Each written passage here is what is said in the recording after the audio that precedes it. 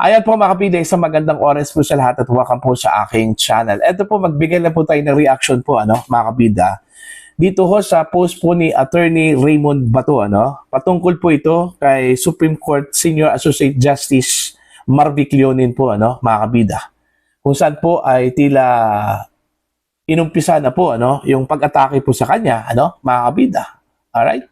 At recently lang po, sumikat po ito sa social media matapos pong nag-grounds po makabida ito kung certification mula sa Office of the Ombudsman patungkol ho sa kanya hong salin makabida kasi ang nakalagay po sa certification na nakuha po makabida ng isang journalist mula sa Office of the Ombudsman wala ho yung kanyang filing po since 1987 hanggang 2011. Alright? Hindi natin alam kung nag-file ba siya ng kanyang salin o nakaligtaan yung kanyang salin, mga kabida, Okay? Basta yun yung lumabas po sa certification, no record found, doon ho sa kanyang statement of assets and liabilities and net worth, from 1987 hanggang 2011. Alright? Ang perception po, mga kabida, ng ilan po sa mga abogado ho dito, tila pang-aatake na raw ito kay Justice Leonin mga kabida dahil sa perception po mga kabida na pinag-iinitan po ni Justice Leonin ito hong mga actions ng gobyerno mga kabida. Okay, katulad na lang po mga kabida ito hong kanyang pagbasura po sa impeachment laban ho kay Vice President Sara Duterte. Okay, idineklara pong unconstitutional po siya kasi yung sumulat po doon, mga kabida. At saka pangalawa po, recently lang po yung isinagawang oral argument patungkol ho sa unprogrammed funds, mga kabida, Very critical po ito hong si Justice Leonin po doon, mga kabida, So, ang perception po ng ilan sa mga abogado po, mga kabida, na tila inumpisa na po, yung pag-atake po kay Marvic Leonin po, mga kabida. At ito po ay nag-ground sa social media. Alright? So ito yung content po, mga kabida, sa article po ni Attorney Raymond Bato. Meron po siyang 6 na grounds kung bakit po meron pong ganitong pag-atake po mga kabida kay Justice Leonin. Okay, umpisahan ko muna. Okay, umpisahan ko dito ho sa kanyang pambungad po, mga kabida. Okay?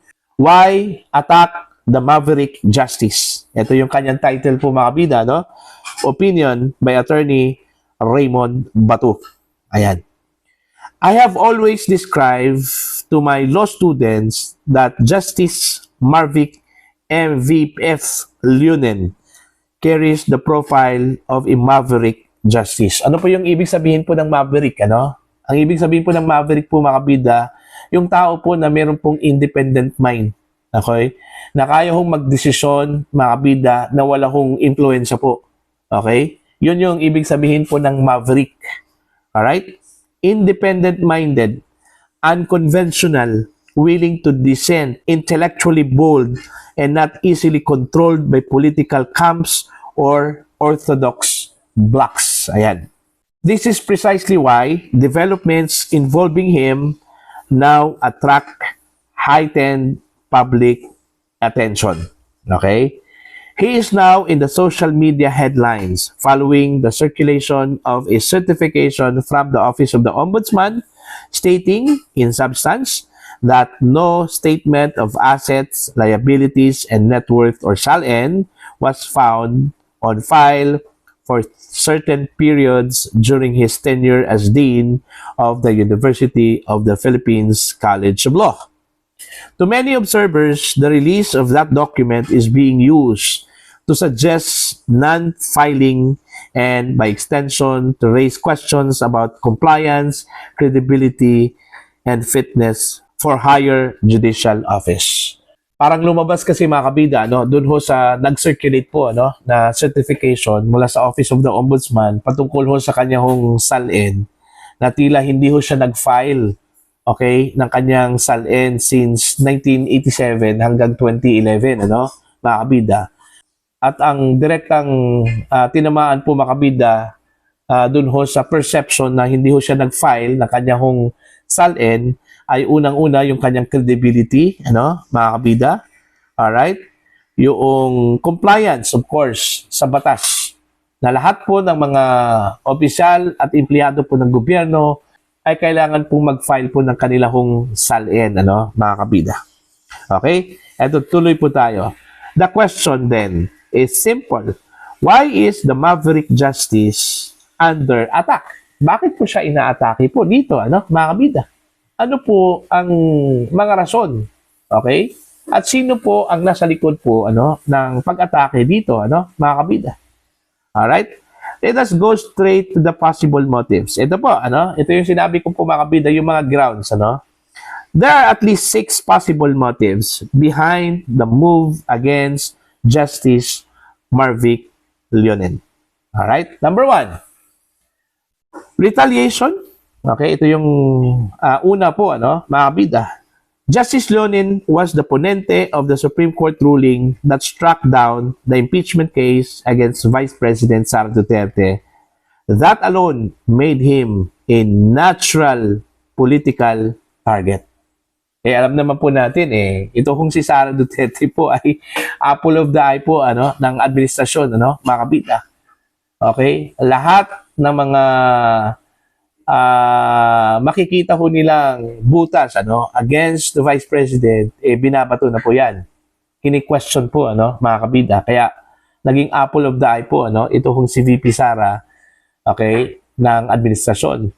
So, lahat ng kumampi as perceived, perception po, in favor po kay Sara Duterte, naging apple of the eye na rin, ng kasalukuyang administrasyon. Alright? So, ito hong isa po sa mga grounds at motive, na nakita ho ni Attorney Bato, ito hong retaliation, posibleng ito po yung isa sa mga dahilan, kung bakit meron pong ganito hong pag-atake po, kay Justice Marvick Leonen po, Alright? Number 2, delegitimization. Anong ibig sabihin po dito, This aim may be to weaken not only Justice Leonen personally, but also the moral and institutional force of that ruling, mga kabida. If the justice who penned it can be publicly tainted, the decision itself becomes easier to attack in the court of public opinion. So, ang ibig sabihin po, mga kabida, since meron pong ganito hong perception, okay, kay Justice Leonen, dahil kasi doon ho sa nag-circulate na certification po, mga kabida, patungkol ho sa kanyang SALN, at meron pong nakalagay no record since 1987 hanggang 2011. Okay? At ang perception po na lumabas dito na hindi ho siya nag-file. And since hindi ho siya nag-file, non-compliance po siya sa batas, mga kabida. So this would affect sa kanyang credibility. And since meron po siyang ganitong decision po, sa impeachment case po, against the Vice President, apektado po yung kanyang credibility po, sa pag-dispense doon ho sa kaso po ni Sara Duterte, mga kabida, Okay? So, pwede ho siyang questionin yung kanyang integrity, yung kanyang credibility, dito ho sa pag-declare po, ng articles of impeachment against Vice President Sara Duterte as unconstitutional po, mga kabida. Alright? Yun yung aking pagkakaintindi po, Alright? Number 3, pressure and intimidation. Okay? This kind of public assault sends a warning to other magistrates and public officials. Rule against powerful camps, and your own past may be subjected to hostile scrutiny. Even without the formal cases, that already creates institutional pressure. Ayan.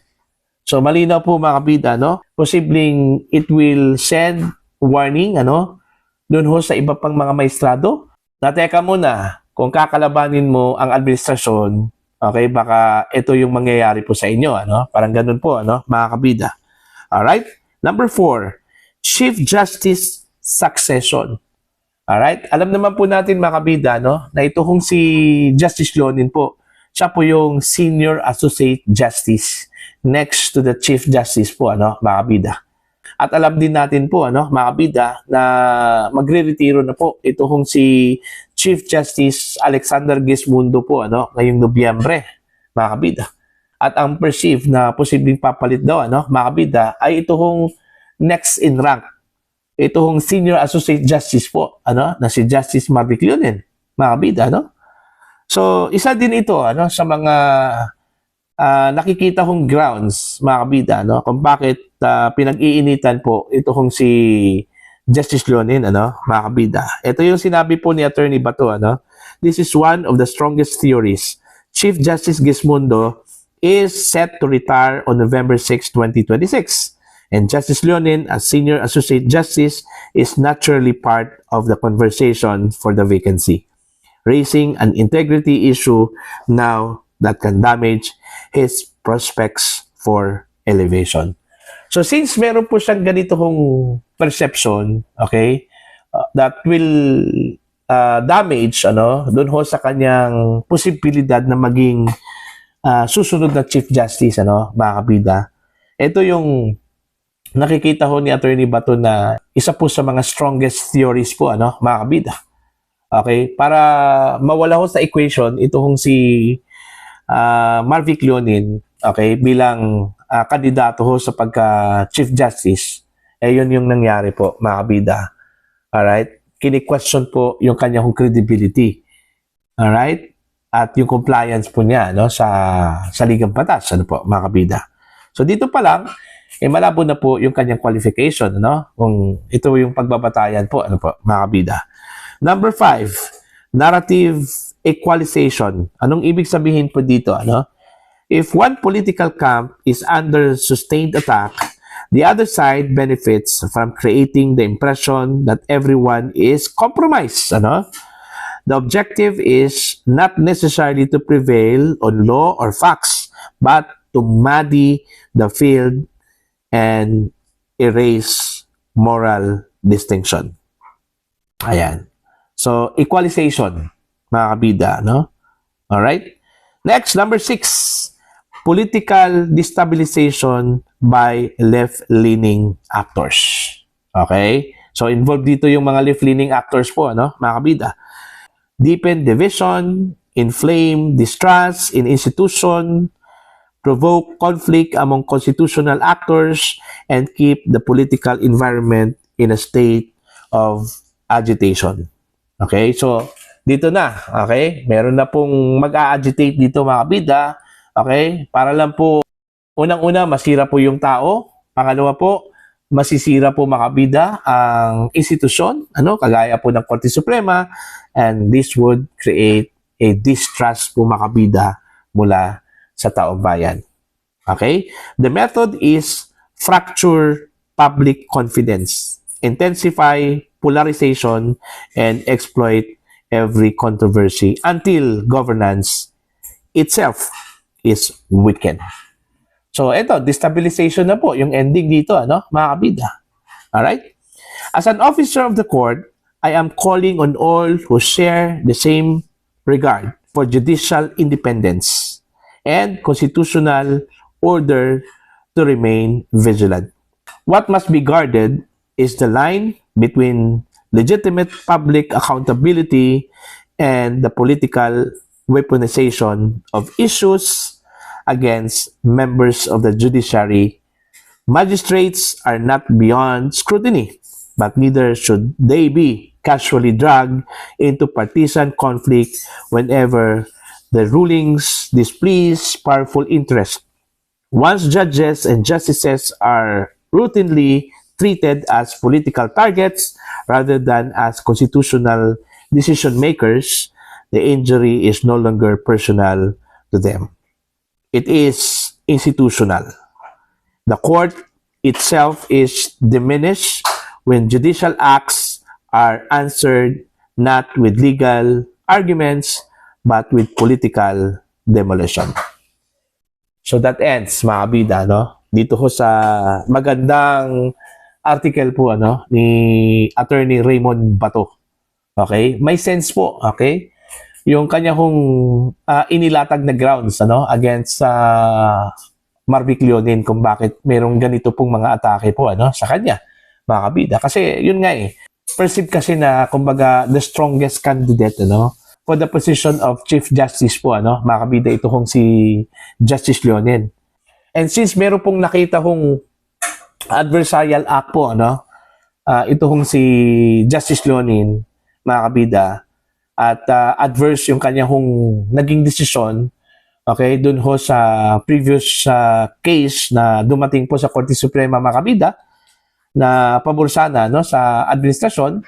Ito ho ang naging dahilan kung bakit inatake po siya ngayon, mga kabida. Okay? Marami hong naniniwala po na ito hong paglabas po ng kanyang sertifikasyon ay hindi po ito simpleng hiningi lang po for transparency. Okay? Marami hong nagdududa po, mga kabida, na posibleng isa po itong warning, para dun ho sa mga government officials, alright, na kailangan hong sumunod and should be aligned kung ano po ang kagustuhan po ng gobyerno, mga kabida, So, perception lang po yon, okay? Hindi po yon definite po, mga kabida. So, depende na po yon kung paano ho i-argue yon, Alright?